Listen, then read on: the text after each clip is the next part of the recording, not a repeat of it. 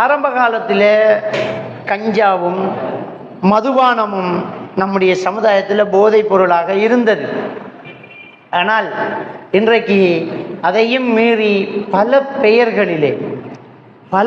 பெயர்களிலே இந்த போதைப் பொருள் பாவனைக்கு உட்படுத்தப்பட்டிருக்கிறார். ஒரு போதை ஒழிப்பு சம்பந்தமான ஒரு பிரச்சாரத்தில் அந்த போதைப் பொருட்களின் பெயர்களை சொல்லக்கூடாது அப்படிங்கிறது ஒரு அரச அறிவுறுத்தலாக இருக்கிறது. அந்த பெயர்களை கூட சொல்லக்கூடாது, ஏன்னா தெரியாதவனுக்கு சொல்லிக் கொடுக்குற மாதிரி பெய்த்துரும் அப்படிங்கிறதுனால இப்படி ஒன்று இருக்கா. ட்ரை பார்க்கும்போது அப்போ வீடு சிகரெட்டிலையும் என்ன இருக்குது, போதை இருக்குது அப்படிங்கிறத நம்ம என்ன செய்யணும், தெளிவாக புரிஞ்சுக்கலாம். அது கூட ஹராம் தான். இப்போ நிறைய பேர் என்ன செய்கிறாங்கண்டா, பள்ளிக்கு வந்து வெளியில் நின்று கடைசி பட்டு இழுத்து தூக்கி போட்டு காலை மிரிச்சிட்டு உது செஞ்சுட்டு வந்து தொழுவாங்க. தொழுதுட்டு போன இடத்துல சுஜூது செய்ய முடியாமல் இருக்கும். பீடி சிகரெட்டு, கவுனியே சிகரெட்டு குடிக்கிறான், ஹரத்துல இருந்து அப்படியே வெளியில சிகரெட்டு குடிச்சிட்டு பள்ளிக்குள்ள வரான். அவங்கெல்லாம் என்ன நினைக்கிறாங்கண்டா, அதெல்லாம் ஒன்றும் இல்லை தானே, இது சாராயம் இல்லை தானே, ஹராம் இல்லை தானே. நம்ம ஆக்கள்கிட்ட ஒரு எண்ணம் இருக்குது, மக்ரூன்னா கொஞ்சம் வெறுக்கத்தக்கதான் நம்ம பாவிச்சுக்கலாம் அப்படின்னு நம்ம நினைச்சுக்கிட்டு இருக்கிறோம். அப்படி ஒன்று கிடையாது. ஒன்று ஹராம், இன்னொன்று ஹலால். அது என்ன இடையில மக்ரூஹு? மீன் ஹலாலு, இறாலு மக்ரூஹுன்னு நம்முடைய பழைய ஆக்கள் சொல்லி தந்துட்டு இருந்தாங்க. இறாலு நண்டெல்லாம் மக்ரூவான், மீன் ஹலாலா. யாரு தந்தது? நபிகள் நாயகம் ஸல்லல்லாஹு அலைஹி வஸல்லம் அவர்கள் கடல்ல உள்ளது செத்தாலும் ஹலால்னு சொல்லிட்டு போயிட்டாங்க. அதுல என்ன மக்ரூ வர்றது? அப்ப இந்த மக்ரூங்கிறதுல ஹராம் தான் அப்படிங்கிறத நம்ம தெளிவா என்ன செய்யணும், புரிஞ்சு கொள்ளணும்.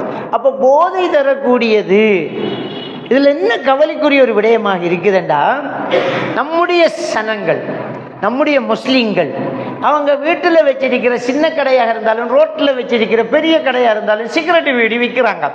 என்ன கம்பெனியே நடத்துறாங்க நம்முடைய முஸ்லிம். ஆஜியார் பள்ளிக்கு தலைவராக இருப்பார் சில ஊர்களில். சில ஊரில் இந்த வீடி கம்பெனி நடத்துறவர் ஹாஜியார், ஹஜ்ஜி போய் வந்திருப்பாரு. அங்கே தெரியாமல் செய்கிறாங்க, அல்லாஹ் அவர்களுடைய பாவங்களை மன்னிக்கணும். அவங்க ஹாஜியாரா இருப்பாங்க, வீடி கம்பெனி நடத்துவாங்க, தர்மங்கள் செய்வாங்க, பள்ளிக்கு போவாங்க, பொக்துல போவாங்க, என்ன செஞ்சுட்டு இருப்பாங்க, கம்பெனி நடத்திட்டு இருக்காங்க, வீடி கம்பெனி. அந்த பேரு போட்டு வீடி கம்பெனி நடந்துட்டு. அப்போ கம்பெனி நடத்துறது நம்ம ஆக்கள், வீடுகளை வீடி சுத்துறது நம்ம ஆக்கள். சில ஊர்ல குடிசை கைத்தொழில இந்த வீடி சுத்துறதான்.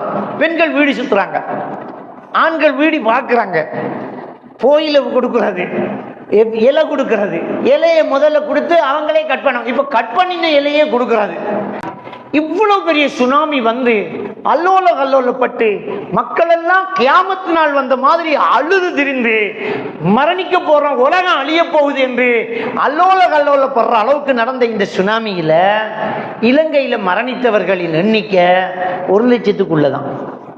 அப்ப 30 ஆண்டுகள் எத்தனை குண்டு வெடிச்சிருக்கு, எத்தனை துப்பாக்கி ரவைகள் பாஞ்சிருக்கு, எத்தனை மிதிவெடிகள். 30 ஆண்டுகள் நடந்த யுத்தத்துல 1,00,000. இலங்கையினுடைய சுகாதார அமைச்சு ஒரு அறிக்கை விடுது, இலங்கையில வீடி சிகரெட்டால மட்டும், புகைத்தலால மட்டும் ஒரு வருஷத்துக்கு 25,000 பேர் சாவுறாங்க. இது இலங்கையினுடைய புள்ளி விவரம். ஒரு வருஷத்துக்கு எத்தனை பேரு? 25,000 பேர். அப்ப 4 வருஷம் சிகரெட் செஞ்சதை தான் 30 வருஷம் துப்பாக்கிகள் செஞ்சிருக்குது, கைக்குண்டு வீச்சுக்கள், மிதிவடிகள், குண்டுகள் செய்திருக்குது. அப்ப ஆயுத குழுக்களால பயங்கரவாத யுத்தத்தால 30 வருஷம் செஞ்சத சாதாரணமான இந்த வீடி சிகரெட்டு 4 வருஷத்துல செஞ்சிருக்குது.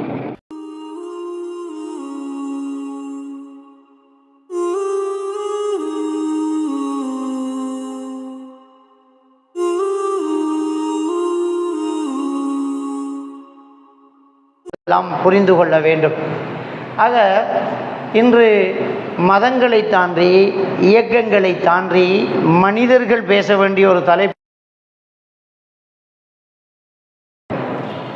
இந்த போதை வஸ்து பாவனை பற்றி, போதை ஒழிப்பை பற்றி, போதையற்ற சமுதாயத்தை உருவாக்குவதை பற்றி எல்லா மனிதர்களும் அவர்களுடைய மத ஆலயங்களிலும் எல்லா ஊர்களிலும் அரசு அலுவலர்களும் இதை செய்து கொண்டிருக்கக்கூடிய ஒரு நிலைக்கு இன்று நாம் தள்ளப்பட்டிருக்கின்றோம். அன்புக்குரியவர்களே, இந்த போதை வஸ்து பாவனை பற்றி இஸ்லாமிய மார்க்கம் தெளிவாகவே தடுத்திருக்கிறது, நம் எல்லோருக்குமே தெரியும். இந்த போதையை பற்றி நீங்கள் சூரத்துல் மாயிதாவினுடைய 90வது வசனத்தை எடுத்து பார்க்கலாம். அந்த வசனத்திலே அல்லாஹ்வுக்கு சுப்ஹானஹு வ தஆலா சொல்லி காட்டுறான், யா அய்யுஹல்லதீன ஆமனு இன்னமல் ஹம்ரு வல் மைஸர் வல் அன்சாப் வல் அல்ஸாம் ரிஜ்ஸு மின் அமலி ஷைத்தான். நிச்சயமாக போதை பொருளும், இந்த போதை தரக்கூடிய ஹம்ருங்கிறது போதை தரக்கூடியது, அதுவும் அதே மாதிரியாக சூதாட்டமும், நட்டி வைத்து சிலை வணங்குவதும், அம்பெறிந்து குறி செல்வதும் ஷைத்தானுடைய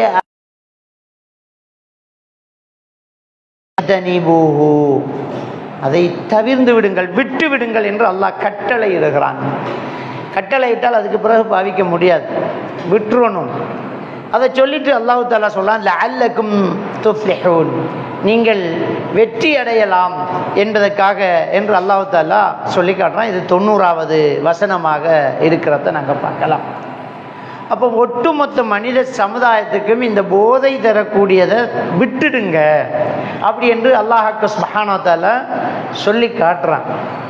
இந்த போதை தரக்கூடியது என்று சொல்லும்போது ஆரம்ப காலத்தில் கஞ்சாவும் மதுபானமும் நம்முடைய சமுதாயத்தில் போதைப் பொருளாக இருந்தது.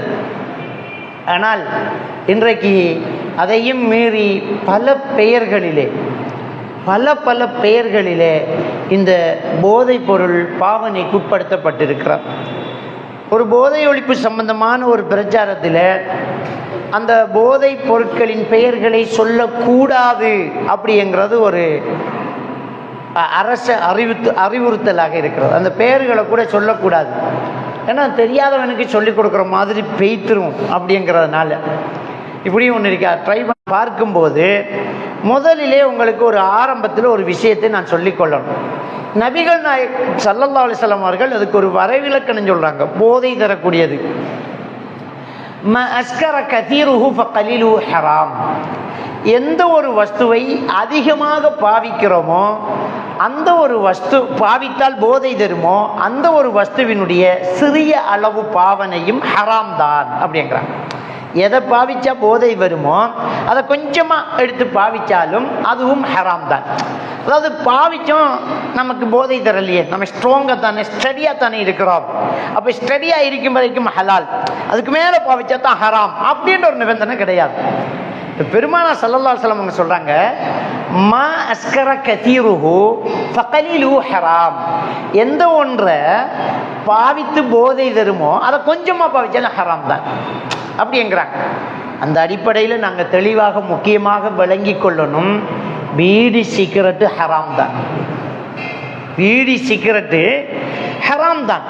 அதில் புகையிலையில், அந்த பீடி சிகரெட்டில் இருக்கக்கூடிய புகையிலையில் இருக்கக்கூடியது நெக்கோட்டின், மதுவில் இருக்கக்கூடியது எத்தனால், மற்ற போதை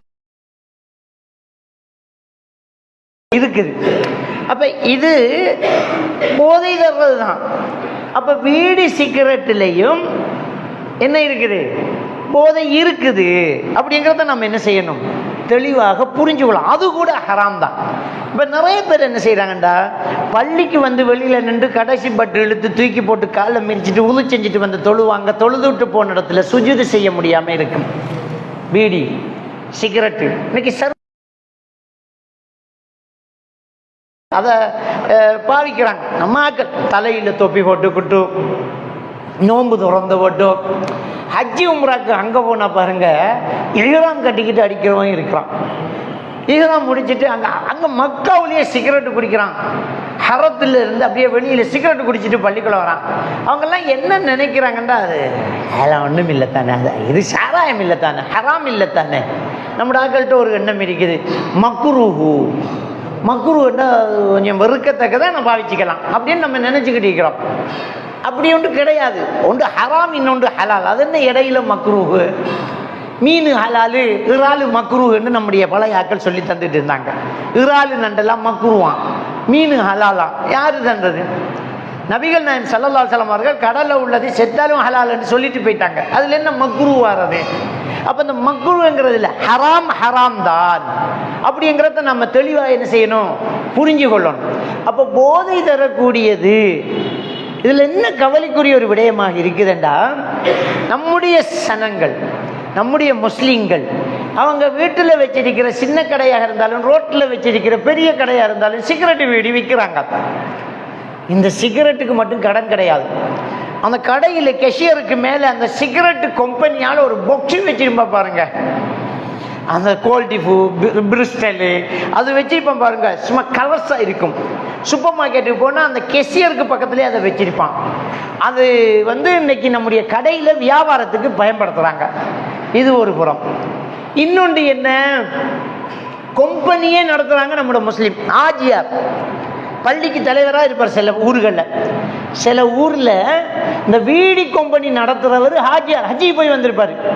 அங்கே தெரியாமல் செய்கிறாங்க, அல்லாஹ் அவர்களுடைய பாவங்களை மன்னிக்கணும். அவங்க ஹாஜியாராக இருப்பாங்க, வீடி கம்பெனி நடத்துவாங்க, தர்மங்கள் செய்வாங்க, பள்ளிக்கு போவாங்க, பொக்தில் போவாங்க, என்ன செஞ்சுட்டு இருப்பாங்க, கம்பெனி நடத்திட்டு இருக்காங்க, வீடி கம்பெனி. அந்த பேர் போட்டு வீடி கம்பெனி நடந்துட்டு. அப்போ கம்பெனி நடத்துறது நம்ம ஆக்கள், வீடுகளை வீடி சுத்துறது நம்ம ஆக்கள். சில ஊர்ல குடிசை கைத்தொழில இந்த வீடி சுத்துறதான். பெண்கள் வீடி சுத்துறாங்க, ஆண்கள் வீடி பார்க்குறாங்க, கோயில கொடுக்குறது, இலை கொடுக்கறது, இலையை முதல்ல கொடுத்து அவங்களே கட் பண்ண, இப்போ கட் பண்ணின இலையே கொடுக்கறது, அதை வீடி பார்க்கறது. ஒரு ஏரியாவுக்கு ஒருத்தர் போவார், உட்காந்து அந்த ஏரியாவில் இருக்கிற வீடி சுத்தினாக்கெல்லாம் கொண்டாந்து கொடுப்பாங்க. அதை நோட் பண்ணி இத்தனை கட்டு, அதில் ரிட்டர்ன் பண்ணுவார் அவர், இது சரி வராது இதெல்லாம் தூக்கி போட்டுடுங்க அப்படிம்பாங்க. அந்த ரிட்டர்ன் ஊருக்குள்ளே சின்ன விலையில் விற்கப்படும். இப்படி இந்த வீடி சுத்துற தொழிலே நம்ம முஸ்லீம்கள் செஞ்சுட்டு இருக்கிறாங்க. வீடி விற்கிறாங்க, வீடு சுத்துறாங்க, வீடு இலவோயில பார்க்குறாங்க, கொடுக்குறாங்க, கம்பெனி நடத்துறாங்க. இதை செஞ்ச பெரிய வியாபாரிகள் பள்ளிக்கு தர்மம் செய்தாங்க. அதை எடுக்கவே கூடாது பள்ளிவாசலுக்கு. ஒரு பள்ளிவாசல் அல்லாஹ்வுடைய புனிதமான இல்லத்தில் ஹராமான காசை தர்மமா கொடுத்தா எடுக்கக்கூடாது, தேவையில்லை, ஹராம் தேவையில்லை. இந்த பள்ளிக்கு வீடி கம்பெனி நடத்துறவர் சந்தா கொடுத்து எடுக்கலாமா? வீடி விற்கிறவன், வீடி சிகரெட் விற்கிறவன், ஏஜென்ட் நடத்துறவன் எடுக்கலாமா? கூடாது. அப்ப இந்த வீடி சிகரெட்டுங்கிறது அதுவும் போதை தரக்கூடியதான், அதுவும் ஹராம் தான், அதை பாவிக்க கூடாது, அதை எடுக்கக்கூடாது அப்படிங்கிறத நாங்கள் ரொம்ப தெளிவாக புரிஞ்சு கொள்ளணும். பாருங்க, இந்த வீடி சுத்துறது, வீடி விற்கிறது, வீடி குடிக்கிறது ஹராம் என்கிறதுல மாற்று கருத்து கிடையாது. அது எல்லாமே ஹராம், தெளிவான ஹராம். ஏன்னா நபிகள் நாயகம் ஸல்லல்லாஹு அலைஹி வஸல்லம் அவங்க சொல்லிட்டாங்க, மா அஸ்கர கதீரு ஃபகலீலு ஹராம். எதை அதிகம் பாவித்தால் போதை தருமோ அதை கொஞ்சமா பாவிக்கிறதும் ஹராம் தான் அப்படிங்கிறது சொல்றாங்க. ஒரு விஷயத்தை நம்ம நல்லா தெரிஞ்சு கொள்ளணும். இலங்கையில் சுனாமி வந்துச்சு. இந்த சுனாமி இலங்கையில் நடக்கிறதுக்கு முன்ன எப்போ வந்துச்சு அப்படின்னு கேட்டால் புள்ளி விவரம் இல்லை. இலங்கை வரலாறுலேயே ஒரு சுனாமி வந்ததாக குறிப்பு இல்லை. அதான் ஒரு தடவை வந்துருக்கு. 100 வருஷத்துக்கு முன்ன நடந்ததெல்லாம் பதிவில் இருக்குது. இலங்கையினுடைய அந்த பாதுகாப்பு ஏட்டில் பழைய கால குறிப்புகளில், மன்னர்கள் வாழ்ந்த காலங்களில் இதெல்லாம் என்ன செய்யுது, பதிவுகள், வரலாற்று குறிப்புகள் இருக்குது. அந்த எந்த வரலாற்றிலையும் ஒரு சுனாமி வந்ததாக இல்லை. அப்ப எத்தனை ஆண்டு, நூற்றுக்கணக்கான ஆண்டு, ஆயிரக்கணக்கான ஆண்டுகளுக்கு முன்னாடி இது வந்துச்சுன்னு தெரியல. அதிசயமா ஒரு சுனாமி வந்துச்சு பாருங்க. அது கிழக்கு ஆசிய நாடுகளை எல்லாம் பீடித்தது. இலங்கையில் இந்த சுனாமி என்கிறது நம்மெல்லாம் ஆச்சரியப்படுற அளவுக்கு மாபெரிய ஒரு அதிர்ச்சியான ஒரு இழப்பும், ஒரு மிகப்பெரிய ஒரு கொடூரமான ஒரு நிகழ்வு தான் இந்த சுனாமி.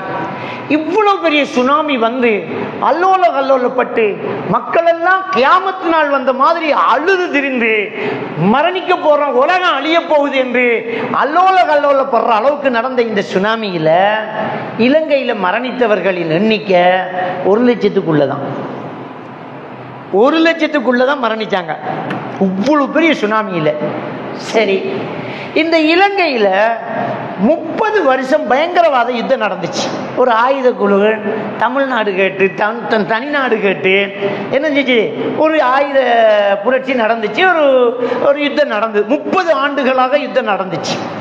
இந்த 30 ஆண்டு யுத்தத்தில் இலங்கை இழந்த உயிர்களின் எண்ணிக்கை 1 லட்சத்துக்குள்ளதான். அப்ப 30 ஆண்டுகள் எத்தனை குண்டு வெடிச்சிருக்கு, எத்தனை துப்பாக்கி ரவைகள் பாஞ்சிருக்கு, எத்தனை மிதிவெடிகள், எத்தனை கேம்புகள் அடிக்கப்பட்டிருக்குது, எத்தனை பஸ் வெடிச்சிருக்குது, எல்லாத்தையும் கூட்டி கழிச்சு பார்த்தா 1 லட்சம். 1 லட்சத்துக்குள்ள 30 ஆண்டுகள் நடந்த யுத்தத்தில் 1 லட்சம். எத்தனை ஆண்டுகளுக்கு முன்னால முதல்ல வந்துச்சுன்னு தெரியாது. அவ்வளவு சுப்ஹானல்லாஹ். இலங்கையினுடைய சுகாதார அமைச்சு ஒரு அறிக்கை விடுது, இலங்கையில வீடி சிகரெட்டால மட்டும், புகைத்தலால மட்டும் ஒரு வருஷத்துக்கு 25,000 பேர் சாவுறாங்க. இது இலங்கையினுடைய புள்ளி விவரம். ஒரு வருஷத்துக்கு எத்தனை பேர்? 25,000 பேர். அப்ப 4 வருஷம் சிகரெட் செஞ்சதை தான் 30 வருஷம் துப்பாக்கிகள் செஞ்சிருக்குது, கைக்குண்டு வீச்சுக்கள், மிதிவடிகள், குண்டுகள் செய்திருக்குது. அப்ப ஆயுத குழுக்களால, பயங்கரவாத யுத்தத்தால 30 வருஷம் செஞ்சத சாதாரணமான இந்த வீடி சிகரெட்டு 4 வருஷத்துல செஞ்சிருக்குது.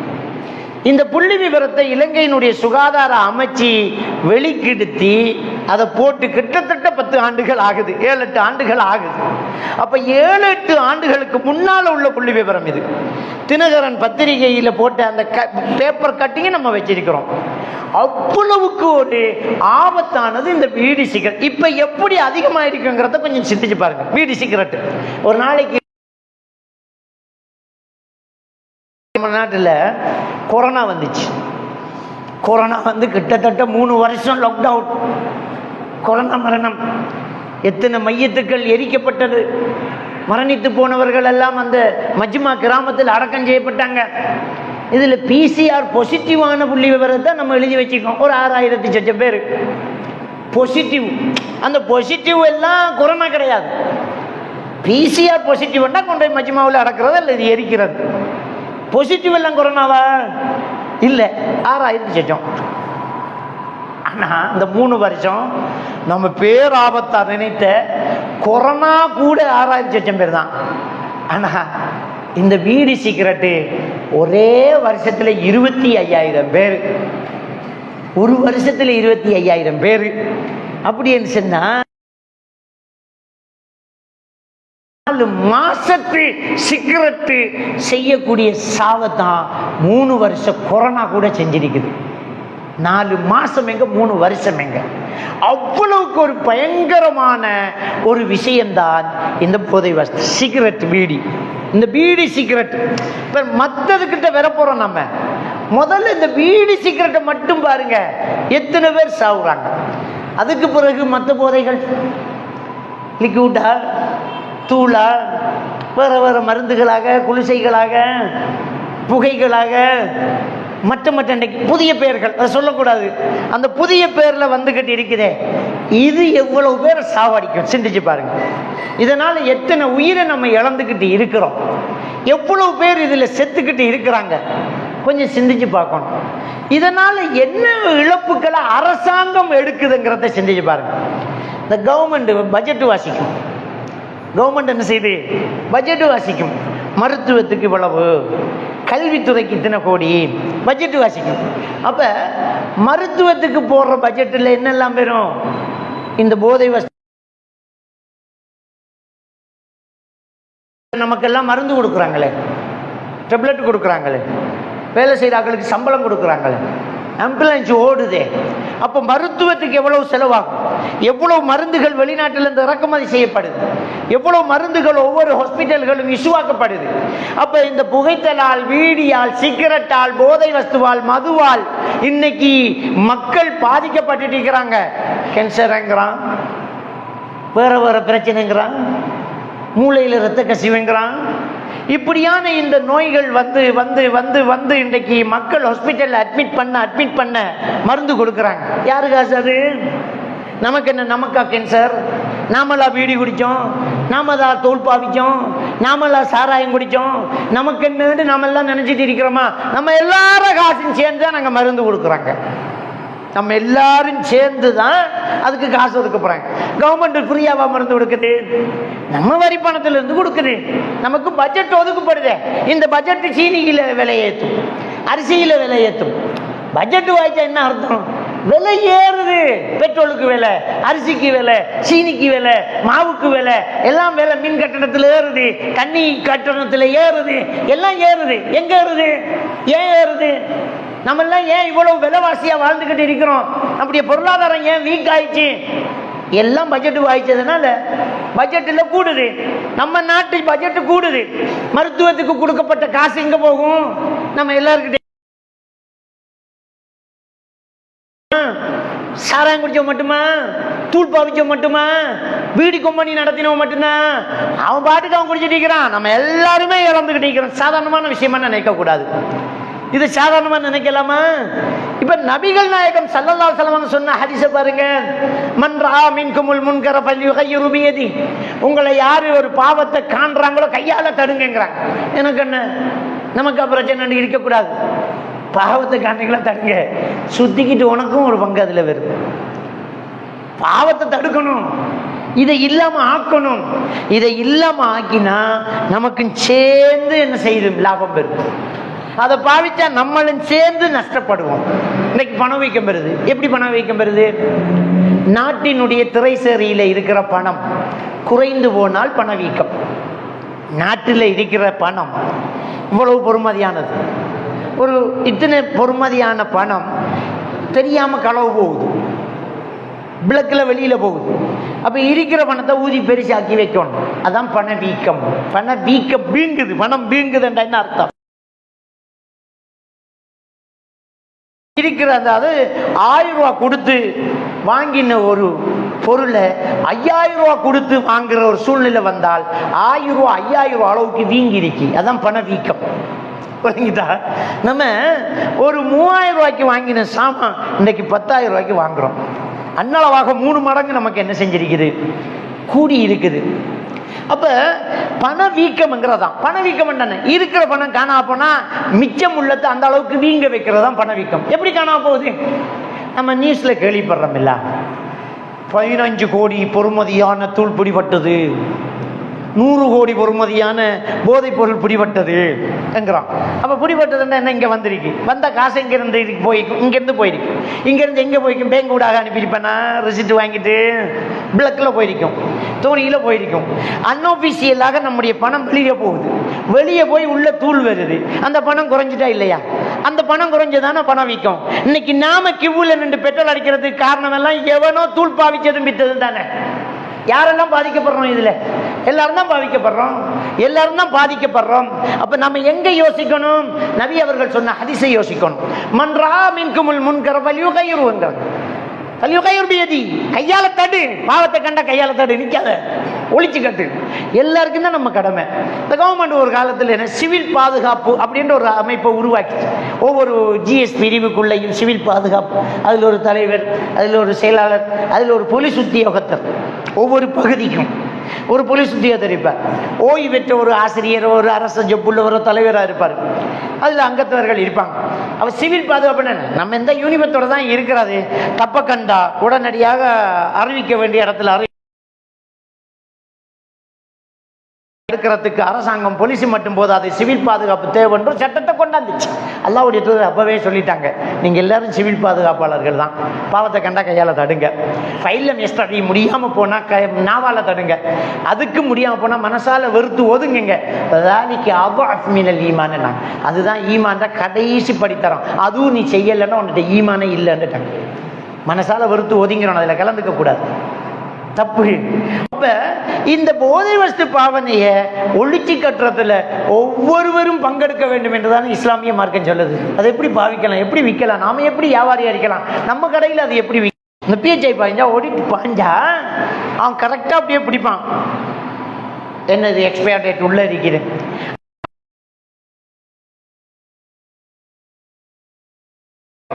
எக்ஸ்பயர் டேட் பார்க்கிற இந்த மூளையை கொண்டு போய்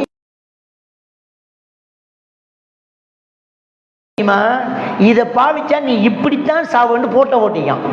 பீடி சிகரெட் பெட்டியில் என்ன போட்டோ ஓட்டிக்கு, என்ன ஓட்டிக்கு, அப்படியே அதில் புழு ஒட்டைக்கு வர்றது, அப்படியே பல்லுகளால் ரத்தம் கசிகிறது, கேன்சர் வர்றது, என்ன அதால எப்படியே வெடிச்சு ரத்தம் பாடுறது, இதுதான் நடக்கும் இதை பாவிச்சா.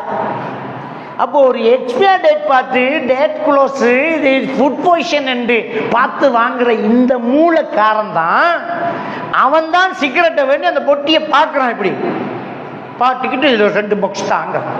என்னடா நியாயம் இது? இது என்ன நியாயம்? இது என்ன மூளை? நம்மட மூளை எவ்வளோ டிமாண்ட் அவன் விற்கிறான். அதை எப்படி விற்கிறான்? ஒரு வீடி கம்பெனி வீடி விற்கணுமா இருந்தால், லைசன்ஸ் கொடுக்கணுமா இருந்தால் கட்டாயம் போட்டோ ஆகணும். போட்டோ போடாமல் வீடி விற்க இயலாது. என்ன போட்டோ?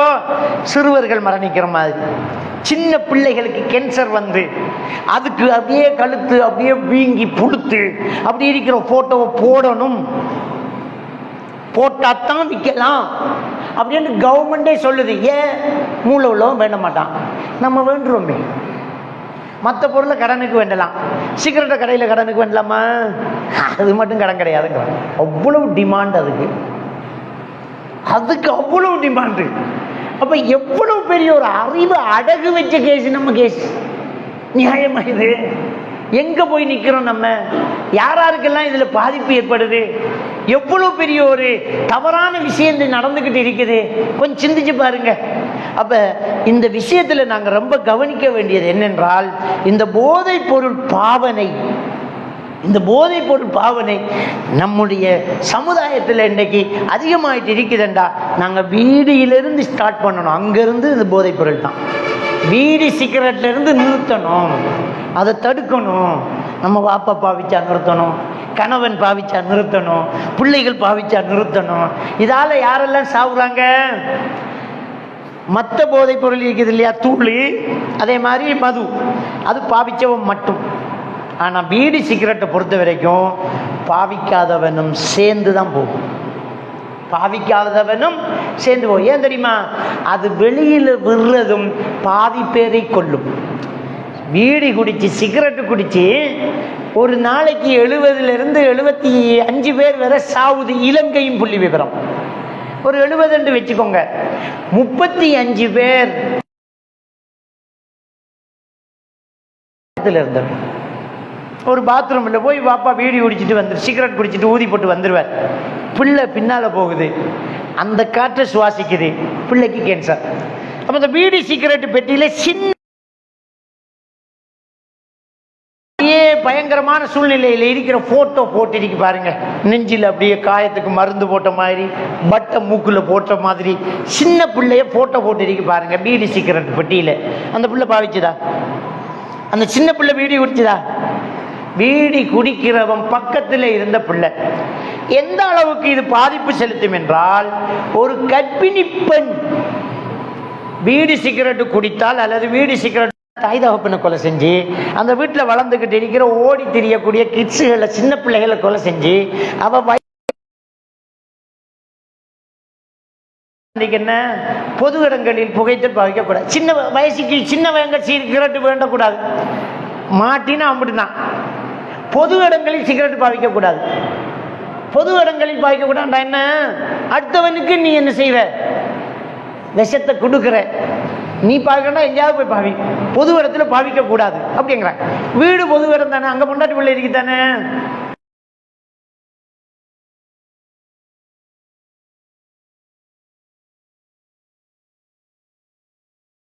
அப்படி இருக்கும் இல்லையா? அதுல சிகரெட் குடிக்கிறதுக்கு ஒரு ரூம் வச்சிருப்பான். புகை வழியில போற மாதிரி அப்படியே கொண்டு போய் மேல வச்சிருப்போமோ, அந்த சிகரெட் குடிக்கிற ரூமுக்கு மேல அப்படியே நெட்டுப்பத்துல கொண்டு போய் பில்டிங்குக்கு மேல புகையை அவுட் பண்ற எக்ஸஸ் ஃபேன் போட்டு, பீடி குடிக்கிற சிகரெட் குடிக்கிறவங்க பொது இடங்கள் அந்த ரூம்ல போய் கதவை பூட்டிக்கிட்டு, அது ஒட்டவா கதவு பூட்டுரும், அதுக்குள்ள போய் குடி. ஏன்னா மற்றவங்களை இது தாக்கக்கூடாதுன்னு அவன் இடம் வச்சுக்கான். ஜெர்மனி போனவங்களுக்கு தெரியும். ஜெர்மனியில் அந்த இடத்த நான் பார்த்துருக்கிறேன். அந்த அளவுக்கு இது அடுத்தவர்களை தாக்கும்ங்கிறதுல கவனமா இருக்கிறான் அவன். நம்ம நாடும் கவனமா தான் இருக்குது. பொது இடங்களில் பாவிக்க கூடாதுன்னு சட்டம் போட்டு இருக்குது. மாற்று மத அவ்வளோ பெரிய ஒரு பாதுகாப்பாக இருக்கிறாங்க. ஆனால் நம்மவனே கடையில் விற்றுக்கிட்டு இருக்கிறான், நம்மளே கடையில் என்ன செஞ்சுக்கிறான், விற்றுக்கிட்டு இருக்கிறான். அப்போ இது பாவிக்க கூடாது, விற்க கூடாது, வாங்கக்கூடாது. இதை பாவிக்கிறவங்களை நம்ம கொடுக்க கூடாது. இதுல கணவன் மனைவி ரொம்ப கவனமா இருக்கணும். கணவன் பாவிக்கிறத ஒரு மனைவி அனுமதிக்க கூடாது. இவங்க என்ன சொல்றாங்க, விட முடியாதான். ஏன் விட முடியாது? இது டெலிஷன். அவங்க விட முடியாதுன்னு நினைக்கிறாங்க, தாராளமா விடலாம். இதனுடைய அருவருப்பான நாற்றம், துர்நாற்றம், அது அது அது அருவருப்பானது. அதை எப்படி ஜீரணிச்சு வாழ்றாங்கன்னு தெரியல. காலப்போக்கில் பழகி போனா அந்த மனம் ரொம்ப பிடிக்க தொடங்கிடும், அந்த சிகரெட் வாசம் ரொம்ப பிடிக்க தொடங்கும். ஏன்? அதையே தொடர்ந்து பாவிச்சதுனால பழக பழக அந்த இடம் வாசமாயிரும். நம்ம பழமொழி சொல்லுவாங்க நம்ம ஊர்ல, சக்கிலி எனக்கு பீ ஒரு நாத்தம்மான். இருந்தது எங்க போய் மறையும் தெரியாது, ஒளியில ஓடி வந்துருவோம். போடா வேணாம், இன்னும் 4 கிலோமீட்டர், இன்னும் 10 கிலோமீட்டர் போவோம், இங்க வேணாம் அப்படின்னு வருவோம். அவ்வளவு நாத்தம். அப்ப இந்த நோய, மக்களை கொல்றத நம்ம பாவிக்கலாமா? இதை விட்டுறணும். விட்டு நம்ம அதுல இருந்து என்ன ஒரு விஷயமா இருக்குது. அப்ப இது வீடு சிகரெட். இந்த வீடு சிகரெட் போக எல்லாமே போதைதான். எல்லாத்தையும் தான் ரசூலுல்லாஹி ஸல்லல்லாஹு அலைஹி வஸல்லம் அவங்க தடுத்தாங்க. மற்றவைகளை எடுத்து பாருங்க. இது எதுவா இருந்தாலும் அதை நபிகள் நாயகம் ஸல்லல்லாஹு அலைஹி வஸல்லம் அவங்க சொல்றாங்க. முஸ்லிம் கிரந்தத்தில் பதிவாக இருக்கக்கூடிய ஒரு ஹதீஸ், நபிகள் நாயகம் ஸல்லல்லாஹு அலைஹி வஸல்லம் அவர்கள் சொன்னார்கள், தொடர்ந்து மது பாவிக்கக்கூடியவர்களுக்கு அல்லாஹ் ஒரு வாக்குறுதி எடுத்திருக்கிறார். நரகவாதிகளுடைய கீழ் அப்படின்ற நபிகள் நாயகம் ஸல்லல்லாஹு அலைஹி வஸல்லம் அவங்க சொல்லி காட்டுறாங்க. அவர்கள்ட்டிருந்து வடியக்கூடிய அந்த ஊனம் அசாரத்தன் வருது. அந்த நரகவாதிகளுடைய அந்த ஊனத்தை தான் இந்த போதை பாவிக்கக்கூடியவர்களுக்கு அல்லாஹ் நரகத்தில் புகட்டுவான். இது முஸ்லிமில் புகாரியில் வரக்கூடிய ஒரு ஹதீஸ். அவ்வளவு ஒரு கேடுகட்ட ஒரு மோசமான ஒரு விஷயம்தான் இந்த போதை வஸ்து அப்படிங்கிறது. நபிகள் நாயகம் ஸல்லல்லாஹு அலைஹி வஸல்லம் அவங்க சொல்றாங்க, 3 பேருக்கு அல்லாஹ் சொர்க்கத்தை ஹராம், மறுமையில ஏறெடுத்தும் பார்க்க மாட்டான், அவர்களை பரிசுத்தப்படுத்த மாட்டான், அவங்களோட பேச மாட்டான். அவங்க முதுமினுல் ஹம், தொடர்ந்து போதை வஸ்து பாவிப்பவர்கள், தொடர்ந்து போதை வஸ்து பாவிப்பவர்கள். இப்போ இன்னைக்கு இந்த போதை வஸ்து என்கிறது இன்னைக்கு சர்வசாதாரணமாக இன்றைக்கு எப்படி போயிடுச்சு அப்படின்னா, இந்த பீடி சிகரெட்டு குடித்தாலும் பரவாயில்ல என்கிற அளவுக்கு இன்றைக்கு மற்ற பாவனைகள் கூடி போச்சு. மற்ற பாவனைகள் அப்ப அவர்கிட்ட வேற வேற பாவனைகள் வருது. முதல்ல ஒரு காலத்துல சாராயம் குடிச்சிட்டு வந்தா நாத்தம் அரிக்கும், குடிச்சிருக்கேடா நீ அப்படின்ட்டுருவாங்க. பீடி குடிச்சிட்டு வந்தா நாத்தம் அரிக்கும், இன்னும் கர்மத்தை குடிச்சிருக்கிறா அப்படின்றோம். சிகரெட்டு குடிச்சா நாத்தம் பெறும். இப்போ புதுசாக வந்தவைகள் எந்த பொந்துக்கு எந்த பாம்பிக்குன்னு தெரியாது, அவன் பாவிச்சுக்கிட்டு சும்மா இப்போ ஒரு வாசமும் இருக்காது.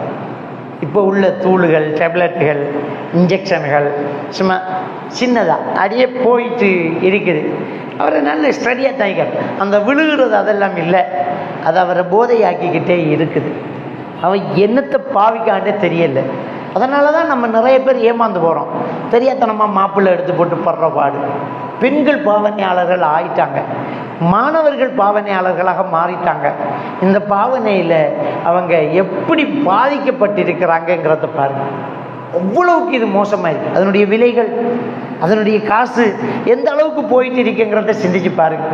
அப்போ இந்த போதை வஸ்து பாவனை அதை தொடர்ந்து பாவிக்கக்கூடியவர்களுக்கு சொர்க்கம் ஹராம். அல்லாஹ் அவர்களை கண்ணியப்படுத்த மாட்டான். அவர்களுக்கு நரகவாதிகளுடைய சீல் ஊனம் கொடுக்கப்படுது. பெருமானார் ஸல்லல்லாஹு அலைஹி வஸல்லம் அவர்கள் இருக்கிற சபையில் ஒரு போதை பாவனையாளரை கொண்டு வராங்க. ரசூலுல்லாஹ் அடிங்க அவனுக்கு அப்படின்னாங்க. சிலர் போட்டிருந்த துணியால் அடித்தாங்க, தலையில் போட்டிருந்தது, தோளில் போட்டிருந்த துணியால் அடித்தாங்க. சிலர் செருப்பால் அடித்தாங்க. சில செருப்பால் நபிகள் நாயகம் ஸல்லல்லாஹு அலைஹி வஸல்லம் அவங்க பார்த்துட்டு இருந்தாங்க.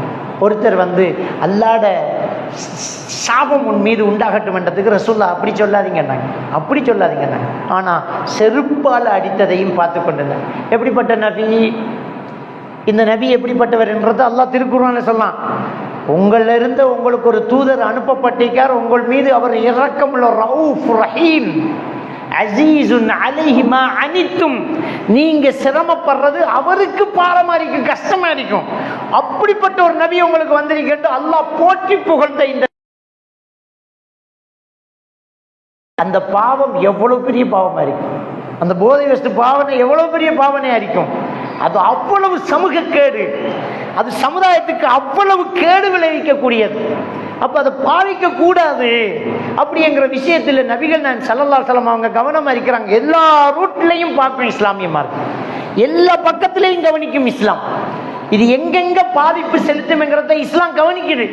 அப்ப அவ்வளவு பாதிப்பு, எப்படியெல்லாம் இது பாதிப்பு. பொருளாதார வீக்குக்கு அதான் காரணம், நம்முடைய பட்ஜெட்டு கூடுது அதான் காரணம், அனாதைகள் ஆகிறதுக்கு அது காரணம், விதவைகள் ஆகிறதுக்கு அது காரணம், நடுத்தருவுக்கு ஒரு குடும்பம் பாரத்துக்கு அது காரணம், கொள்ளைக்கு இது காரணம், கொலைக்கு இது காரணம், சமூக துரோகங்களுக்கு இது காரணம்.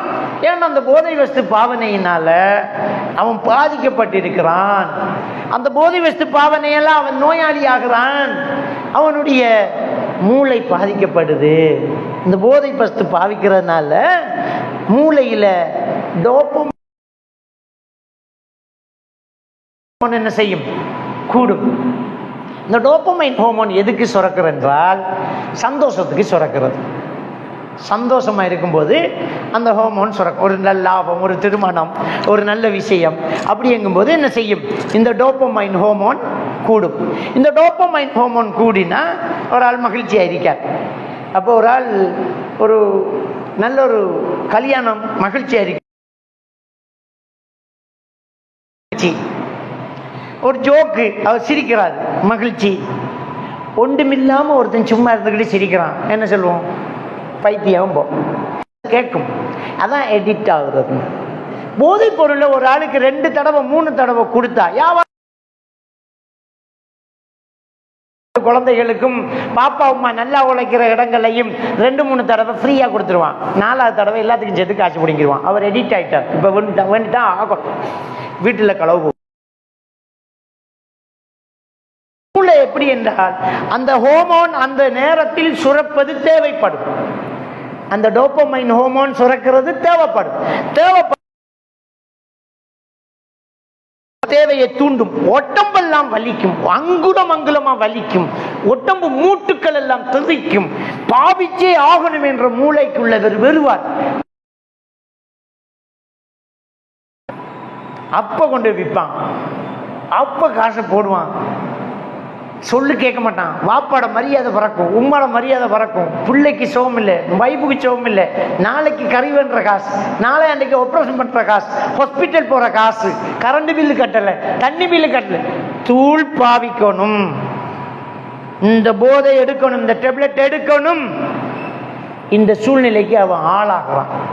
இப்போ காசு இல்லை, காசுக்காக என்ன வேணும்னாலும் செய்வான். இப்போ கூலிக்கு மாரடிக்கிற கூட்டம் இங்கே உருவாகுது. போதைக்கு எடிட் ஆனவனை வச்சு கொலை கூட பண்ணலாம், கொலை கூட பண்ணுறான். இதை செய்யி தாரேன், அவனை குத்து தாரேன், இதை ஓட தாரேன், இந்த பெனரை கொண்டு ஒட்டு தாரேன், என்ன வேணும்னாலும் செய்யறேன், எனக்கு அதை மட்டும் தாரன்றான். அப்போ இவன் இந்த வேலை பார்க்குறான். ஊருக்குள்ளே களவு போகுது, தென்னை மரத்தில் தேங்காய் போகுது, தோட்டத்தில் காய்கறி வரை போகுது. யார் செய்கிறா? தூள்காரன், போதை வஸ்து பாதிக்கிறவன். அந்த காசு தேவை, என்ன வேணும்னாலும் செய்வான்.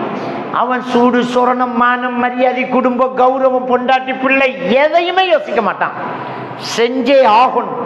அந்த ஹோமோன் சுரக்கிற நேரத்தில் உடம்பு அதை தேவைப்பட்டு கேட்டு நின்று துடிக்கும்.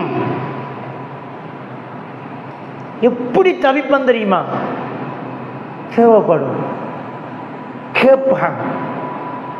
நம்மாக்கள் பாவிக்கிறாங்க, பெண்களுக்கு பழக்கி விட்டான், பெண்களுக்கு பழக்கிறான்.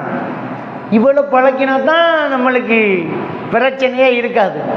இப்போ அவளும் சேர்ந்து நகையை கொடுப்பா, மின்னியை கொடுப்பா, மோதிரத்தை கொடுப்பா, நடக்கும். இந்த பாவனையாளர்கள் எந்த அளவுக்கு போவாங்கன்னு தெரியுமா? நம்ம எல்லாரும் கேள்விப்பட்டோம்.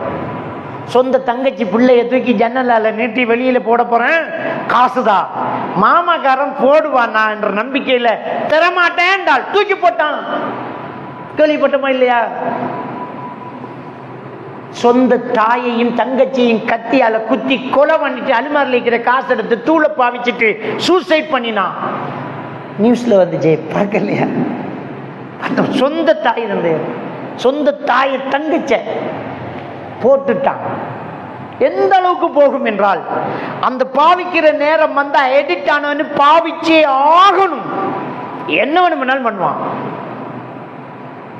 எனக்கிட்ட ஒரு பெண்ணை கூட்டிட்டு கவுன்சிலிங் கூட்டிட்டு வந்தாங்க. அந்த பெண்ணு சூசைட் பண்ணி தூக்குல தொங்கி மயிரலையில தப்பி ஹாஸ்பிட்டல் கவுன்சிலிங்ல முடியாம அனுப்பி வச்சிருந்தாங்க. அந்த பெண் தந்த வாக்கு மூலம், இதை கண்டிப்பா பயான்ல சொல்லுங்க மௌலவி, என்ன போல எத்தனை பெண்கள் இருக்காங்கன்னு கெஞ்சி கேட்ட சம்பவம். அதனாலதான் நான் சொல்றேன், என் கிளைங்களுடைய ரகசியம் பாதுகாப்பானது, வெளியில சொல்லக்கூடாது. அவளே கேட்டுக்கிட்டது. ஒரு தூர்ப்பாவன மாப்பிள்ள, இருந்த நகையெல்லாம் போச்சு, இருந்ததெல்லாம் முடிஞ்சு, கடைசியில் திங்க சோறு இல்லாத ஒரு சூழ்நிலை. அன்னைக்கு காலையில வெளிக்கிட்டு போகும்போது அவள் சொல்றாள், கல்யாணம் முடிச்ச புதுசு குழந்தை இல்லை, கல்யாணம் முடிச்ச புதுசு குழந்தை இல்லை. வெளியில போகும்போது சொல்றாள், நைட்டு சாப்பிடல, காலையில சாப்பாடு இல்லை, பசியா இருக்குது, ஏதாவது சாப்பாடு வேண்டிக்கிட்டு வான்னு சொல்றா. ஆகட்டும் என்று போறான், வர்றான் இன்னொரு ஆளை கூட்டிக்கிட்டு. இருந்ததெல்லாம் கொடுத்துட்டான், தூள் பாவிச்சே ஆகணும். அவனுக்கு சோறு இல்லை, பட்டினி, பொண்டாட்டி சாப்பிடல, இதெல்லாம் கணக்கு இல்லை, தூள் பாவிக்கணும். கடைசியா அவனிடம் இருந்த சொத்து மனைவிதான். மனைவிக்கு விலை பேசி ஒரு ஆளை கூட்டிக்கிட்டு வீட்டுக்கு வந்தான். சார் அட்ஜஸ்ட் பண்ண சொன்னான். சார் அப்பதான் ஓடி போய் கதவை போட்டுறேன். எனக்கு அல்லாஹ் எப்படி பலத்தை தந்தான்னு தெரியல. அந்த தடிமாடு தள்ள அவனையும் சேர்த்து தள்ளி கதவை தாப்பால் போட்டு கத்தி பக்கத்து வீட்டுக்காராக்கள் தான் வந்து என்னை காப்பாத்தினாங்க. இதுக்கு பிறகு நான் ஏன் வாழணும் என்று தூக்குல தொங்கினேன் அப்படின்ற அந்த புள்ள சொல்லுது. தொங்கிட்டா ஐயோ நிற்கும் போது ஒரு பொம்பளை கவனிச்சிக்க, பெருவிரல் அசையுது, கால் பெருவிரல், அடியே உயிர் இருக்குது என்று தூக்கி தப்பி வந்த பெண் தந்த வாக்கு மூலம். இது சத்தியமாக சொல்றேன், இந்த பள்ளிக்குள்ள எவ்வளவு பெரிய ஒரு ஆபத்தான விஷயம் இது. சொந்த பொண்டாட்டியே கூட்டி கொடுக்கிற அளவுக்கு ஒரு மோசமான ஒரு விஷயம் இந்த போதை வஸ்து பாவன். அந்த டோபமைன் சுரந்த தேவைதான். என்னங்க, எனக்கிட்ட ஒரு வாப்பா அம்மா வந்து பிள்ளைய கூட்டிக்கு வராங்க, ஸ்கூல் போற பையன் வந்து சொல்றாங்க, சார் பாத்ரூம்ல இந்த கோமட்டை கலட்டிட்டான் சார், வீட்டுக்குள்ள கேட்டின் இல்ல, அரிசி பேக்கு இல்ல, சீனி கொற தேங்காய் போத்தல் இல்ல, கேஸ் அடுப்பு இல்ல, கேஸ் சிலிண்டர் இல்ல, இப்ப கொமட்டை வித்துட்டான் சார். பாத்ரூம் போறதுக்கு அங்க பார்த்தா கொமட்டை காணல, அதை கலட்டி கொண்டு வித்திருக்கான். அதை வாங்குறதுக்கு ஆள் இருக்கு பாருங்க. என்ன செஞ்சாலும் அதை பாவிச்சே ஆகணும். இவ்வளவு ஒரு ஆபத்தான ஒரு சூழ்நிலை உருவாகுது பாத்தீங்களா? அப்ப நம்முடைய பொருளாதாரம் மண்ணோட மண்ணாகுது. நாம கஷ்டப்பட்டு உழைக்கிற காசுகள் மண்ணோட மண்ணாகுது. ஊருக்குள்ள களவு போகுது, அம்பட்டும் தூள்காரன் தான். ஊருக்குள்ள களவு போகுது, தூள்காரன் சீப் விலைக்கு சாமான் விற்கான்னு சொன்னா என்ன அர்த்தம்? என்னடா 10,000 ரூபாய் 2,000 ரூபாய்க்கு விற்கிறான், நமக்கு என்னண்டு வேண்டுறீங்க? ஹராம், வேண்டாதீங்க, அவனை பிடிச்சு கொடுங்க. அவன் போதைக்காக செய்யறான், அவனுக்கு அதுல பொறுமதி தெரியாது. இன்னைக்கு பாப்பான் நிற்கிற ஒரு வாகனத்துல சைட் கண்ணாடியை உடைச்சிக்கிட்டு போறான். புதுசா வார நல்ல பெரிய வாகனங்களை சைட் கண்ணாடியே 1 லட்சம் ரூபாய் போறோம், அதை கொண்டு 5,000 ரூபாய்க்கு விற்பான். அடிச்சு ஒட்டச்சுக்கிட்டு போறான். வாகனத்தை பார்க் பண்ணி அதுல பார்ட்ஸை காணல, டயரை கலட்டிட்டு போறான். நீங்க என்ன சொல்றீங்க? கொழும்புல ஒருத்தர் சொல்றாரு, காலையில பள்ளிக்கு போறதுக்கு சுப கிளம்பி ஆட்டோவை ஸ்டார்ட் பண்ணிட்டு முறுக்குறேன், ஆட்டோ போக மாட்டேங்குது. இறங்கி பார்க்குறேன், 3 டயரும் இல்லை, கல்ல வச்சுக்கான். 1 டயர் 2 டயர் இல்லை, 3 டயரும் போயிட்டு முடிச்சு. அவனுக்கு தேவை என்னெல்லாம் செய்யலாமோ அதெல்லாம் செய்யலாம். ஊருக்குள்ள களவு போகுது, ராவலைக்கு பொருள் விற்குது, இவ்வளவு போகுது. இவ்வளவு நாசம் ஆகுது. அப்ப இந்த போதை வஸ்து பாவனையால நாடு எவ்வளவுக்கு பாழா போகுது, நாடு எவ்வளவுக்கு கெட்டு போகுது, மக்கள் எவ்வளவு பாதிக்கப்படுறாங்க, எத்தனை பெண்கள் விதவையாகிறாங்க, எத்தனை பிள்ளைகள் அனாதையாகுது, எத்தனை பேர் நடுத்தருவுக்கு வந்துட்டாங்க, எத்தனை பேருடைய சாபம் ஏற்படுது. கவர்மெண்டே இன்னைக்கு ஒரு பயங்கரமான ஒரு இழப்புக்கு ஆளாகுதா இல்லையா? சிந்திச்சு பாருங்க. இவங்களாலான இவ்வளவு பாதாளோக அது இதெல்லாம் யாரு? கூலிக்கு கொலை செய்கிறவன் யாரு? பெரும்பாலும் இவங்க. இதை மறைக்கிறதுக்கு கொண்டு, அதை மறைக்கிறதுக்கு கொண்டு, இப்படி இந்த போதை வஸ்து பாவனையினால நம்ம ரொம்ப பாதிக்கப்பட்டுக்கிட்டு இருக்கிறோம். இப்ப நபிகள் நான் ஸல்லல்லாஹு அலைஹி வஸல்லம் அவங்க இதுக்கு எவ்வளவு பெரிய தண்டனை இருக்குன்னு சொல்றாங்க பாருங்க. சொர்க்கம் ஹராம், நரகத்துவாதிகளுடைய ஊனம் அவர்களுக்கு கொடுக்கப்படும். அவங்களை அல்லாஹ் ஏறெடுத்து பார்க்க மாட்டான். உயிரோடு இருக்கும் போது இந்த உலகத்தில் செருப்பால் அடிப்பதை ஸல்லல்லாஹு அலைஹி வஸல்லம் அவர்கள் பார்த்துக்கொண்டு அடிங்கன்னாங்க, அடுத்தவன் திருந்தட்டும் என்கிறதுக்காக. அப்ப யோசிச்சு பார்க்கணும், எவ்வளவு பெரிய ஒரு மோசமான ஒரு காரியம் இந்த போதை வஸ்து பாவனை. இதை நான் உண்டு, நம்ம வேலை உண்டு பார்த்துட்டு இருக்கலாமா? நம்ம கண்டும் காணாமலும் இருக்கலாமா? நம்முடைய சமுதாயத்தை திருத்தணுமா இல்லையா? அவங்கள பாதுகாக்கணுமா இல்லையா? நாளைய நிலைமை என்ன? இதனால என்ன நடக்கு சிந்திச்சு பாருங்க. இந்த போதை வஸ்து பாவனையால் அடுத்தது என்ன நடக்கும் தெரியுமா? சுப்ஹானல்லாஹ், இந்த டோபமைன் ஹோமோன் அதிகமாகுது, மென்டல் இல்னஸுக்கு ஆளாகிறாங்க, தனியே பேசுவாங்க, ஹலுசினேஷன் ஏற்படும், விஷுவல் ஹலுசினேஷன் ஏற்படும், ஆடிட்டரி ஹலுசினேஷன் ஏற்படும், டெலூஷன் ஏற்படும். இந்த போதை வஸ்து பாவிக்கிறவங்க கிரவுண்டியஸ் டெலிஷன் பெறும். கிரவுண்டியஸ் டெலிஷன் என்ன? நான் தான் ஈசா, நான் தான் மஹ்தி, எனக்கு ஒரு பெரிய சக்தி வருது, என்கிட்ட பெரிய அல்லாஹ் கிட்ட இருந்து ஒரு பவர் வருது, இப்படி எல்லாம் சொல்லுவோம். எனக்கிட்ட எத்தனை மஹ்தி வந்தீங்கன்னு தெரியுமா? எனக்கிட்ட வந்திருக்குது.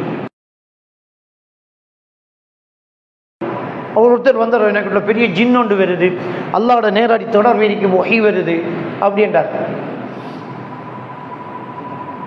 யோசிச்சு பாருங்க. கூட்டிட்டு வந்த வாப்பா கிட்ட கேட்டேன், மகன் ஏதாவது பாவிப்பாரான். அவங்க கூட்டிக்கு வந்ததே ஜின் வைத்தியம் பார்க்கத்தான். ஏன்னா நம்ம ஒரு காலத்துல ஜின் வைத்தியர் தானே.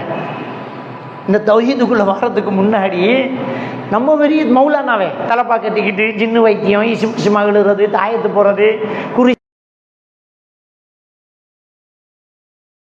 அந்த கேள்வியில வந்திருக்காங்க போல இருக்குது. ஜின்னு விரட்டுறதுக்கு கூட்டிட்டு வந்து மகன் வந்து சுபவு பள்ளிக்குள்ள சுபவு தொழிட்டு எழுப்பி சம்பந்தம் இல்லாம பேசி அப்படியே ஆக்களுக்கிட்ட எனக்கு அல்லாஹ்கிட்ட இருந்து ஒய் வருது, எல்லாரும் இருந்து போங்க, நான் உங்களை எல்லாரையும் சொர்க்கத்துக்கு நான் உத்தரவாதம் தரப்போறேன்னு சொன்னதோட போட்டு நீங்க எல்லாம் போங்க சொல்லி வாப்பாவை கோல் பண்ணா, வாப்பா பெரிய வசதியான ஒருத்தர், அவர்கிட்ட மகனுக்கு ஜின் பூந்துட்டு, ஹசரத்துக்கு என்ன தெரியும், ஹசரத் மகனுக்கு ஜின் பூந்துட்டு, ஜின்னு பூந்தா அமித் மௌலவி தான் ஆளு கூட்டிகிட்டு வந்துட்டாங்க. கூட்டிகிட்டு வந்து அவரை வெளியில் வச்சுட்டு வாப்பா வந்து சொல்லலாம், மகனுக்கு ஜின் பூந்துட்டு கொஞ்சம் வெளியே இறக்கி தரணும், எல்லாரும் உங்களை தான் சொன்னாங்க, கூட்டிக்கிட்டு வாங்க பிள்ளை. சிம்டம்ஸ் எல்லாம் பார்த்து போட்டு பாப்பா கிட்ட கேட்டேன், என்ன பாவிக்காரான்னு கேட்டேன். என்ன கேள்வி, எப்படி பிள்ளை வளர்த்தீங்கன்னு தெரியுமா? 5 நேரம் பள்ளிக்கு போவாரு, தொழுவாரு, இந்த பிள்ளைய பார்த்து இந்த கேள்வி. மகனுக்கிட்ட போய் பேசுறேன், எனக்கு தான் தெரியுமே இது ஜின் இல்லைண்டு, இது ஹலுசினேஷன், இது வந்து கெரோண்டியஸ் டெலூஷன், என்ன சாமான் பாவிச்சா இது வெறுமென்று எனக்கு தெரியும். ஒரு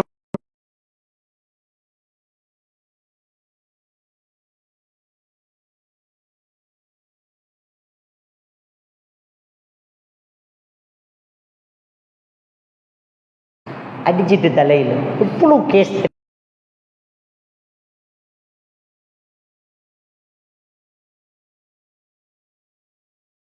அங்க பாவனைக்கு ஆளாகி முடிச்சுட்டு இங்கே வந்தவருக்கு அது கிடைக்கல. ஒரு பொம்பளை சென்டருக்கு போறேன், வெயிட்டிங் ரூம்ல ஆக்கள் இருந்தாங்க. இந்த புள்ள சட்டையை கலட்டி பிச்சு எறிஞ்சி அப்படியே அப்படியே பிஹேவியர் பண்ண சொன்னா இருந்த ஆம்பளைங்க எல்லாம் ஓடிட்டாங்க. கூட்டிட்டு வந்தவங்க 5 ஆளை பொத்தி பிடிச்சி மூடி காலை கையை பிடிச்சி வச்சிருக்கிறாங்க. உள்ள ரூமுக்குள்ள உடனே கொண்டு வந்துட்டாங்க. என்னன்னு கேட்டேன், நான் ஈசா நபியோட ஒய்ஃப் அண்டா. ஈசா நபி கல்யாணம் முடிச்ச விஷயம் நமக்கு தெரியும். நான் தான் ஈசா நபியோட ஒய்ஃப் வந்து பிச்சுக்கு தான் சோளை கலட்டி எறிஞ்சுக்கு தான் நிற்கிறா. நான் அதை முள்ளால் எடுக்கிற மாதிரி நான் ஒரு பேச்சு போட்டேன். மாஷா அல்லா மாஷா அல்லா, ஈசா நபீர ஒய்ஃபை பார்க்குற பாக்கியத்தை அல்லா என்னை தந்திக்க அல்ஹம்துலில்லாஹ். அது சரி, ஈசா நபீர ஒய்ஃப் ஃபேஸ் கவர் போடுவாவே, கண்ணு மட்டும்தானே தெரியும், உடலாம் மூடிடுவாவே. ஓ ஒண்டா மரவா மூடிட்டான். சைக்காட்டிஸ்ட் டாக்டர் கிட்ட போய் மருந்துடுங்க நான் அனுப்பி விட்டேன். அந்த அளவுக்குங்க இது அவ்வளவு ஆபத்தானது, பெரிய மோசமான ஒரு விஷயம். இந்த கிரவுண்டிஸ் டெலிஷன் வரும், ஹலுசினேஷன் வரும், காதில் சத்தம் கேட்கும், தனியாக பேச தொடங்குவாங்க. ஏன்டா டோபமைன் ஹோமோன் அதிகமாகும். அவ்வளோ பெரிய ஆபத்தானது. அப்போ இதனால் இது உண்டு. இன்னொரு விஷயம் நடக்கு என்ன தெரியுமா? இந்த போதை வஸ்து பாவனைகள் பாவிக்க பாவிக்க பாவிக்க பாவிக்க ஒவ்வொருத்தருடைய மூளையினுடைய கெப்பாசிட்டிக்கு ஏற்ப ஆண்மை குறைவு ஏற்படும்.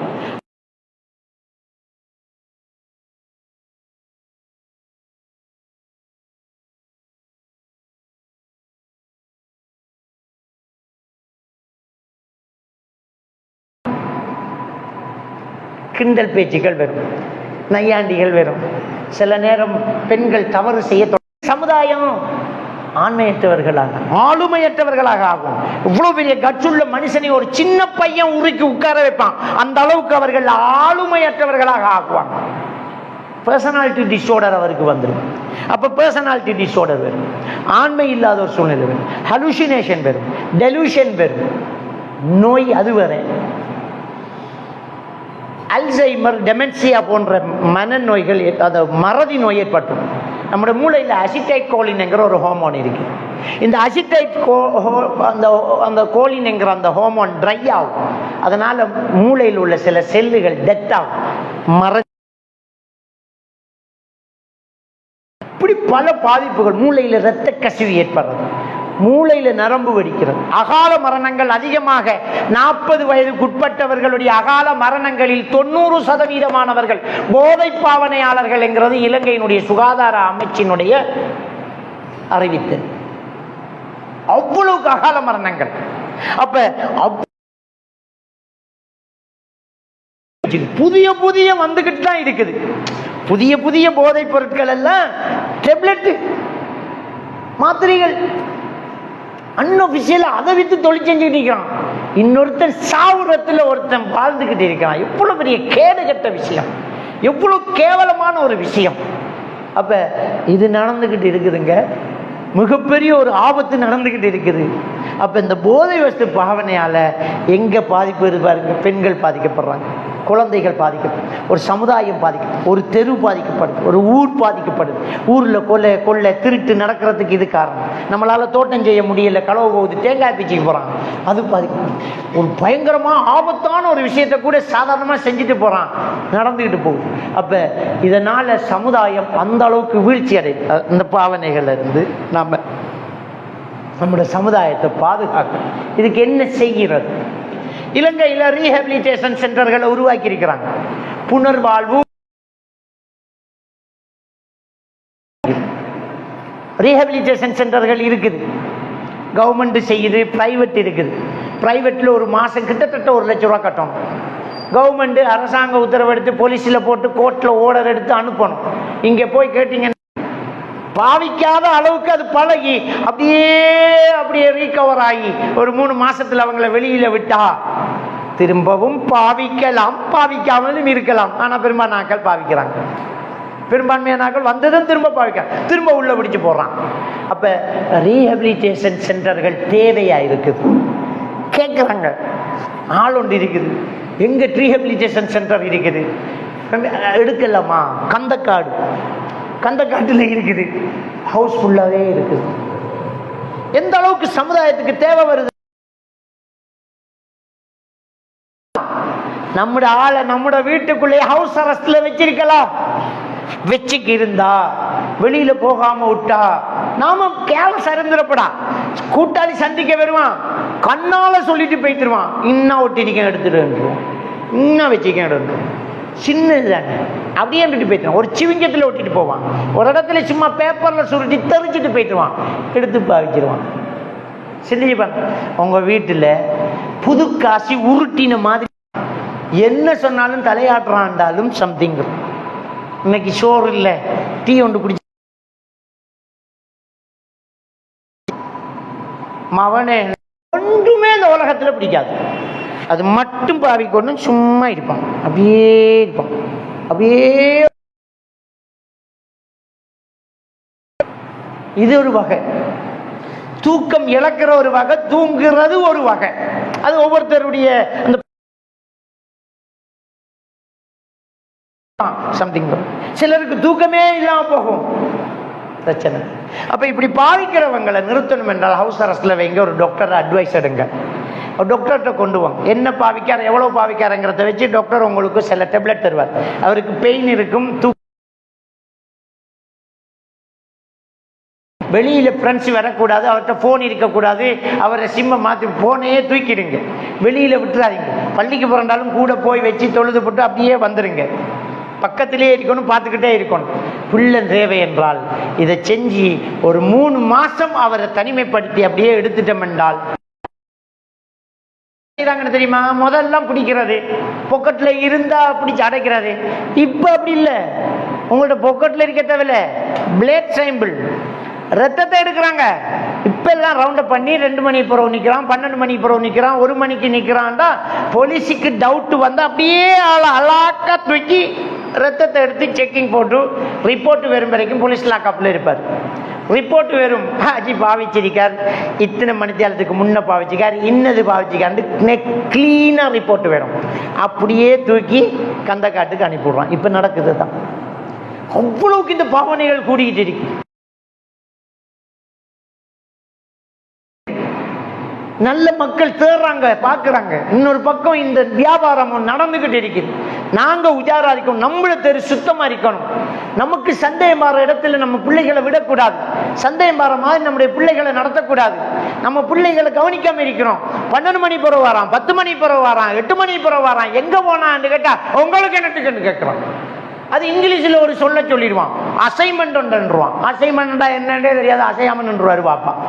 ப்ரொஜெக்ட் என்ன ப்ரொஜெக்ட், அது ஹோம்ஒர்க்குமா, அது டீம் பேக்கும்பா. அம்புட்டுதான் நமக்கு தெரியல. 6 மணி ஆனா ஊட்டரிக்கணும் பிள்ளை. என்ன டீம் பேக்கும் ஹோம் பேக்கும், ஒரு பேக்கும் கிடையாது. ஊட்டரி பிள்ளைகள் நம்முடைய கண்ணுக்கு முன்னுக்கு இருக்கும். என்ன செய்யறான், எங்க போறான்னு பார்த்துக்கிட்டே இருக்கணும்.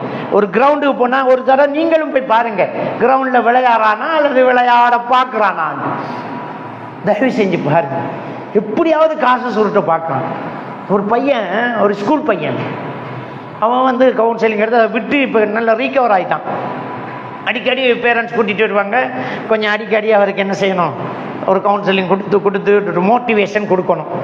அப்போ அவன்கிட்ட கேட்டேன், டேய் தம்பி, நீ எவ்வளோ பெரிய ஆபத்தான வேலையை செஞ்சாயிடா, உனக்கு ஏதுல பணம் எப்படியோ திரட்டிடுவேன் சார், ஒரு நாளைக்கு எவ்வளோ கூட பாவிக்கிறேன், ஒரு 1000 ரூபா 2000 ரூபாய்க்கு பாவிப்பேன். ரைட், காசு இல்லாட்டி நீ என்ன செய்வாங்க, இப்படி வந்து கொஞ்சம் குடும்பத்துக்காக களவெடுப்பேன், அதுவும் முடியாட்டி என்ன செய்வேன்னு கேட்டேன். நான் தெரிஞ்சு கொள்ளணுமே. அவன் சொன்னா அதுக்கு ஒரு முறை இருக்கு சார். என்ன முறைடா, காசு இல்லாம குடிக்கிற முறையை சொல்லு என்று கேட்டேன். அவன் சொன்னா, சார் அது காசு இல்லாட்டி 5 பேர் ஆள் பிடிச்சு கொடுத்தா 1 ஃப்ரீ. இந்த இடம் தான் நம்முடைய பிள்ளைகள் பாதிக்கப்படுற இடம். அவனுக்கு காசு இல்லை, குடிச்சே ஆகணும். அவன்ற வகுப்புல, அவன்ற கிரவுண்டில், அவன்ற தெருவில், அவன்ற குடும்பத்தில் எப்படியாவது 5 பேர் ஆளை பிடிச்சு கொடுப்பான். எப்படி பிடிச்சு கொடுப்பான் தெரியுமா? அவன் கதைச்சா சில வேளை நாமளும் என்னன்னு பார்க்கணும்னு யோசிப்பான். அப்படி கேட்பான். நான் கேட்டேன், நீ கூப்பிட்டோன்னா வந்துடுவான்ல. அது கூப்பிடணும் சார். எப்படிடா கூப்பிடு சொல்லி காட்டினான் அவன். எப்படி, அதாவது எப்படியாவது எனக்கு இன்றைக்கு பாவிச்சே ஆகணும். அப்படியே உருகி கதைச்சி அவனை அப்படியே எடுப்பேன். எப்படியா கதைப்பேன் நான் கேட்பேன், நீ அந்த இடத்துல பறந்திருக்கிறியா? இல்லை, பறக்கணுமா? ஓ, சாமான் ஒன்று இருக்கு, அப்படியே மிதக்கலாண்டா. சொர்க்கத்தை கண்ணால் கண்டிக்கியா? இல்லை, காணலாண்டா. அப்படியே கலர் கலராக இருந்தான், நினைக்கிறதெல்லாம் நடக்குண்டா. அப்படியே இந்த வெயிலுக்குள்ள கூலா இருக்கின்றா. இப்படியெல்லாம் சொல்லி ஆசையை உண்டாக்கி 1000 ரூபாவை கொண்டு வா, வேண்டி தரேன், எனக்கு வேணாம், நீ வேண்டுண்டு 5 பேர் ஆள் பிடிச்சு கொடுத்து போட்டு அவன் பங்க வேண்டி எடுத்துருவானா. ஆபத்து அவன்தான். அந்த காசு இல்லாமல் 5 பேர் ஆள் பிடிச்சி கொடுக்கானே, அவன் தான் ஆபத்தான ஆள். அவனாலான் அது பரவுற பிரமிட் சிஸ்டத்தில் அப்படியே பரவும். 1 9 ஆகி 9 18 ஆகிட்டு போயிட்டே இருக்கும். அவனாலாம் பரவுது. அப்படியே பிடிச்சி பிடிச்சி பிடிச்சி அந்த ஏரியா பழகுது. ஸ்கூல் பிள்ளைகள் பாவிக்குது. ஒரு கிரவுண்டில் விளையாட போனவன் பாவிக்கிறான். ஒருத்தன் பாவிச்சவனை கேட்டேன், இவ்வளவு நல்ல வீட்டு குடும்பத்து பிள்ளையா இருக்கிறைய, உனக்கு அறிவில்லை, ஏன்டா நீ பாவிச்சோன்னா? சார், கிரவுண்டில் விளையாட போவேன், ஒவ்வொரு நாளும் தருவான், நான் வேணாண்டு அப்படியே சும்மா உறுதியா இருந்தேன். ஒரு நாள் ஒரு கேள்வி கேட்டான் சார், வாங்கி பாவிச்சுட்டேன். என்னடா கேட்டான்?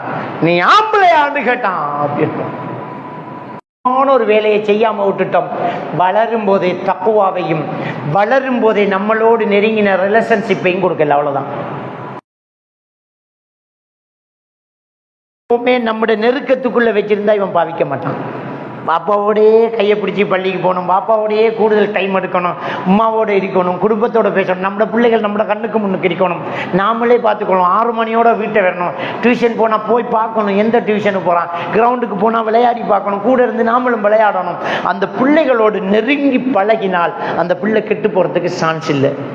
2வது, அந்த பிள்ளைகளுக்கு இறையச்சத்தை கொடுக்கணும், அல்லாஹ்வோட பயத்தை கொடுக்கணும், ஹராத்தை எப்படி என்று சொல்லி காட்டணும், பாவம் எவ்வளவு பாரதூரமான சொல்லணும், நன்மையை ஏவணும், தீமையை தடுக்கணும், தொழுகையாளியா மாற்றணும், நல்ல ஃப்ரெண்ட்ஷிப்பை உருவாக்கணும். இந்த 2 நாம செய்யாததுனால தான் நம்முடைய பிள்ளைகளை இன்னொருத்தன் பயன்படுத்திக்கிட்டு இருக்கிறான். ஏதோ நடந்து முடிஞ்சது பிறகு பிள்ளைகளை பாதுகாக்கிறது இன்னும் கவனமா இருக்கணும். பிள்ளைகளை கண்காணிக்கணும், ஹவுஸ் அரெஸ்ட்ல வைக்கணும், நமக்குள்ள வச்சுக்கிட்டு இருக்கணும். நம்ம வாழக்கூடிய தெரு, நம்ம வாழக்கூடிய இடம், நம்ம பிள்ளை நடக்கக்கூடிய இடம், விளையாடக்கூடிய கிரவுண்ட், படிக்கக்கூடிய இடம், இதெல்லாத்தையும் கவனிக்கணும். நம்முடைய பிள்ளைகள் வாழக்கூடிய சூழல் தானா என்கிறத பார்க்கணும். ஒவ்வொரு தெருவும் திருந்தினால், ஒவ்வொரு வீடும் திருந்தினால் நாடு திருந்தும், நமக்கு காசு மிச்சமாகும். நம்மள்கிட்ட இருக்கக்கூடிய வளத்துக்கும் நம்முடைய நாட்டில் இருக்கக்கூடிய செல்வத்துக்கும் இந்த போதை வஸ்தை ஒழிச்சு அடிச்சு விரட்டி விட்டா நம்ம எல்லாம் செல்வந்தர்களாக இருக்கலாம். நமக்கிட்ட 5000 ரூபாய் பெரிய காசு இல்லை, 500 ரூபாய் தான் பெரிய காசா மாறணும். நினைச்சா செய்யலாம். நம்முடைய நாட்டில் பணம் சரியாக இருந்தால், இந்த பணவீக்கம் குறைந்தால், பொருளாதாரம் நல்ல விலையில் வந்தால் 500 ரூபாய் தான் பெரிய காசு. குவைத்தில் 20 ரூபாய் தான் பெரிய காசு, அதுக்கு மேலே காசு இல்லை. குவைத்தில் பெரிய காசு எவ்வளோ தெரியுமா? 20 rupees, 20 ரூபாய் தான், அதுக்கு மேலே காசு இல்லை. சவுதியில் 500 ரூபாய் தான், அதுக்கு மேலே காசு இல்லை. நம்ம 5000 ரூபாய் வரைக்கும் வளர்ந்திருக்கிறோம். திரும்ப இறங்கணும். எவ்வளவுக்கு நம்முடைய பொருளாதாரம் நல்ல நிலைக்கு வருது, அவ்வளவுக்கு பணத்தினுடைய அளவு குறையலாம். கண்டிப்பா நாம எடுத்தா நம்முடைய நாடு, நம்முடைய அரசாங்கம், நம்முடைய மக்கள், முஸ்லிம்கள் மட்டுமில்லை, எல்லா மக்களும் தான் பாதிக்கப்படுறாங்க. சிங்களவர்கள், இந்துக்கள், கிறிஸ்தவர்கள் எல்லாரும் தான் பாதிக்கப்படுறாங்க. நம்முடைய மனிதன் திருந்தணும் என்றால், மனிதன் நல்லா இருக்கணும் என்றால் நாம இந்த விஷயத்துல கவனம் செலுத்தணும். எல்லாம் வல்ல அல்லாஹ் சுப்ஹானஹு வ தஆலா நம் அனைவரையும் ஈமானோடு வாழ வைத்து ஈமானோடு மரணிக்க செய்வானாக. இன்ஷா அல்லாஹ் இந்த நபி வழி தொழுகை, நபி வழியில் நாம் தொழுவோம் அப்படிங்கிற இந்த புத்தகம் எனக்கு அடுத்து இஷா தொழுகை பிறகு பேச இருக்கிற என்னுடைய உஸ்தாத் அன்சார் தபிலிக் பங்க எழுதினது. இது தவா நோக்கத்துக்காகத்தான். இந்த புத்தகம் 450 ரூபா. பள்ளிக்குள்ளே வியாபாரம் பண்ணுறதில்ல, இது வெளியில் இருக்கும். 450 ரூபா. இதில் புத்தகத்தில் கிட்டத்தட்ட ஒரு சின்ன லாபம் வச்சு, இதனுடைய லாபமோ இதில் தரக்கூடிய பணமோ அல்ல, நீங்கள் 450 ரூபாய்க்கு ஒரு 1000 ரூபா கொடுத்து வேண்டுறீங்க என்றாலோ அந்த மிச்ச காசு புத்தக ஆசிரியருக்கு இல்லை, தவாவுக்காக போய் சேரும். இது ஒரு பள்ளியால் நாங்கள் வெளிக்கிறோம். இந்த காசு பள்ளிக்கு தான் போகும், விளங்கிட்டா. ஆனால் 450 ரூபாண்டா அங்கால ஒரு 20 ரூபா 30 ரூபா தான் இருக்குமென்னு நினைக்கிறேன், அவ்வளோக்கு இல்லை. அது தவாக்காக போகும். இதை வாங்குறதுனால நபி வழி தொழுகை, குர்ஆன் சுன்னாப்படி நம்ம எப்படி தொழணுங்கிறத நாமளும் படித்து 4 பேருக்கு ஹதியா கொடுக்கும்போது அவங்களுக்கும் அந்த நபி வழி போகும். நம்ம ஒரு நன்மையாக இதை செய்யலாம். கிஃப்ட் கொடுங்க, குடும்பத்துக்கு வைங்க, நம்ம வீட்டு டேபிள் ஒன்று தூக்கி வைங்க, வாரம் வாய்ச்சிட்டு போட்டும், பிள்ளைகளுக்கு வேண்டி கொடுக்குறோம். இன்ஷா அல்லாஹ் தேவையானவங்க நிகழ்ச்சி இறுதியில் முன்னால் வேண்டிக் கொள்ளலாம். அல்லாஹ் தஆலா நம் அனைவரையும் ஈமானோடு வாழ வைத்து ஈமானோடு மரணிக்க செய்வானாக.